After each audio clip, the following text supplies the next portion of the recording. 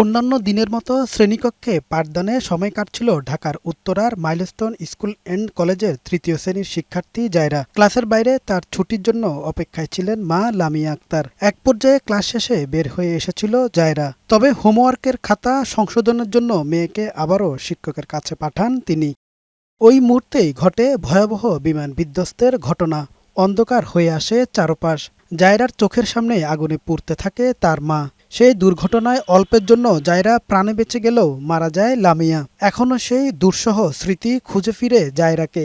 মা নেই তা কোনোভাবেই মানতে পারছে না ছোট্ট জায়রা। আগুন লেগে গেছে, আম্মু তখন আমার ফ্রেন্ডের আম্মু আর আম্মু ওইখানে ছিল, তো আমরা দুজন খুঁজে পাচ্ছি না আম্মুকে, ওই আগুনে সারা ঢেকে গেছে। স্বজনরা জানান ২১শে জুলাই সকালে লামিয়া স্কুল থেকে মেয়েকে আনতে যান। দুর্ঘটনার পর মেয়ে জায়রাকে অক্ষত অবস্থায় উদ্ধার করা হলো। নিখোঁজ ছিলেন মা লামিয়া। পরে বিভিন্ন স্থানে খোঁজাখুঁজির পর ডিএনএ পরীক্ষার পর তার পরিচয় নিশ্চিত হন স্বজনরা। তার মরদেহ দাফন করা হয়। পরিবার নিয়ে রাজধানীর উত্তরার ১৮ নম্বর সেক্টরে থাকতেন লামিয়া। প্রতিদিন জায়রাকে স্কুল থেকে আনা নেয়া ছিল তার রুটিন কাজ। ৩ ভাই বোনের মধ্যে লামিয়া ছিল সবার বড়।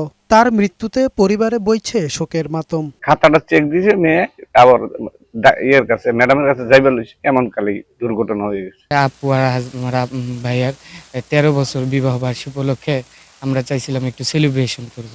সবাই একটা প্ল্যান ছিল, সিক্রেট প্ল্যান ছিল, আপু আর ভাইয়াকে বলা হয়নি, কিন্তু সেই সেলিব্রেশনটা তো আর করা হলো না। এদিকে লামিয়ার মৃত্যুতে শোকে স্তব্ধ পুরো এলাকা।